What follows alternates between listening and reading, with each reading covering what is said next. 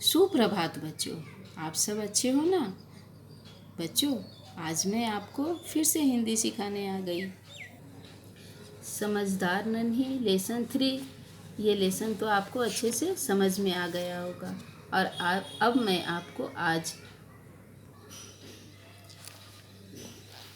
अभ्यास सिखाने जा रही हूँ।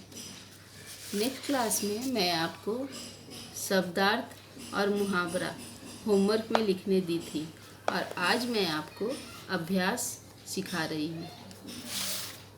चलिए शुरू करते हैं।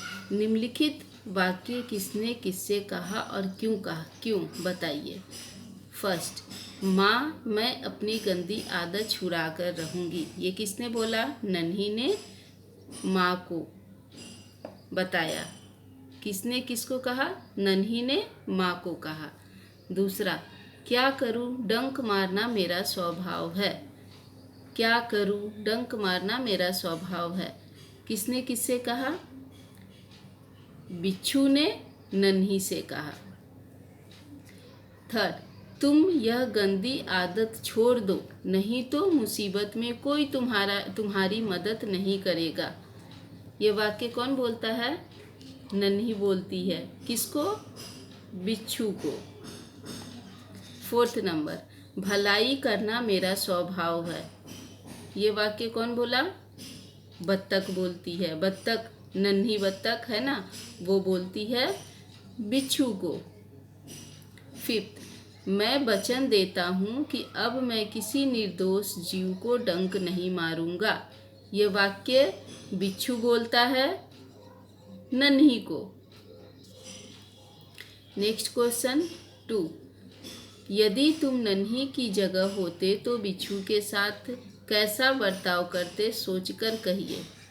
ये आपको खुद से सोचना है कि अगर आप वैसे बिच्छू के स्थान पे होते, जगह पे होते, तो आप क्या करते।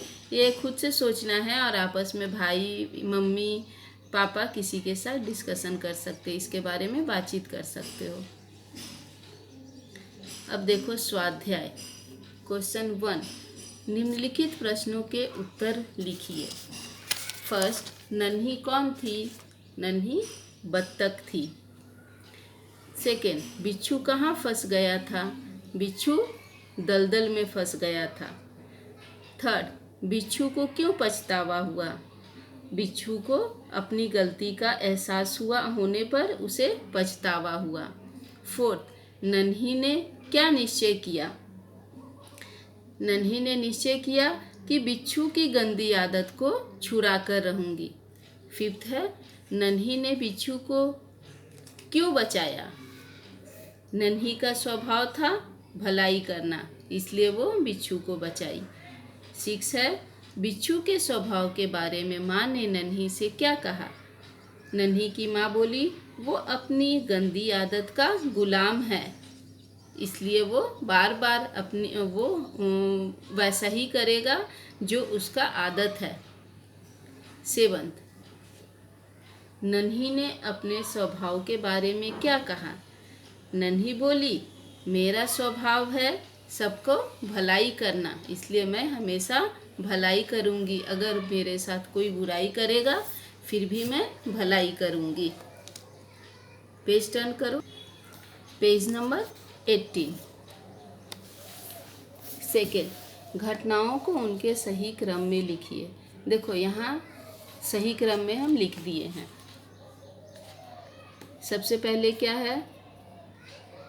नन्ही ने बिच्छू को दलदल में फंसा हुआ देखा। सबसे पहले फंसा हुआ देखिए, इसलिए ये अंग यहाँ पे आएगा।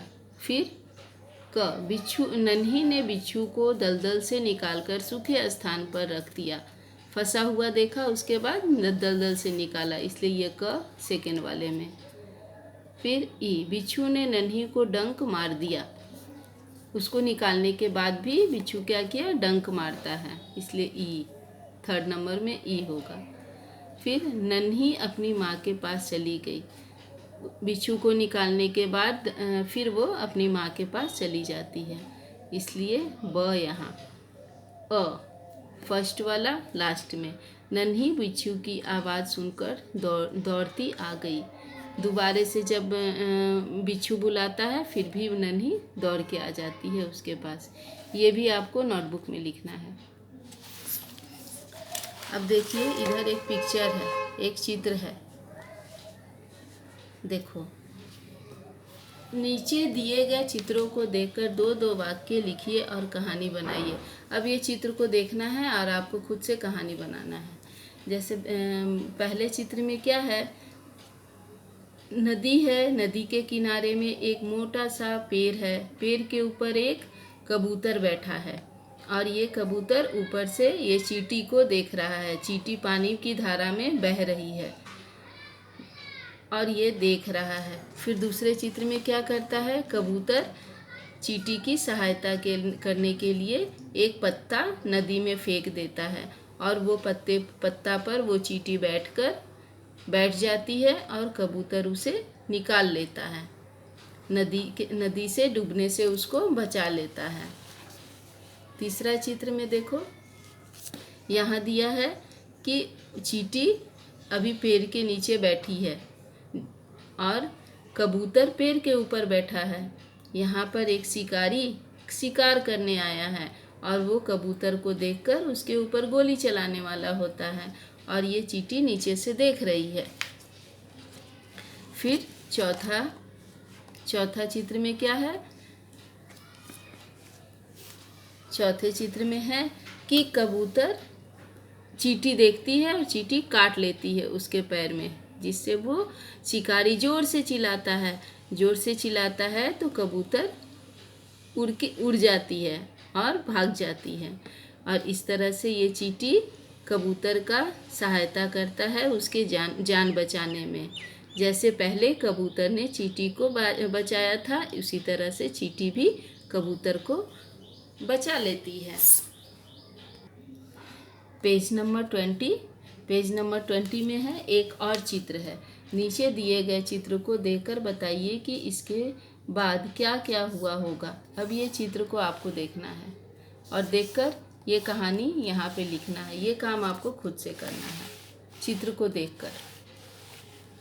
देखिए, थोड़ा बता देते हैं। यहाँ दो कार है, टक्कर हुआ, नीचे एक कोई आदमी नीचे कार के नीचे आ गया और ये टक्कर हुआ, वो मर गया है। फिर यहाँ एक 108 आता है ना, एम्बुलेंस, वो आया है और ये स्ट्रेचर पे लेके आ रहे हैं इसको बचाने के लिए, लेके जाने के लिए। अब इस चित्र को देखकर आपको जो समझ में आए वो कहानी बनाना है और यहाँ पे लिखना है। ये आपका HW है। नेक्स्ट क्लास में मैं आपको वर्कबुक का PDF भेज दूँगी।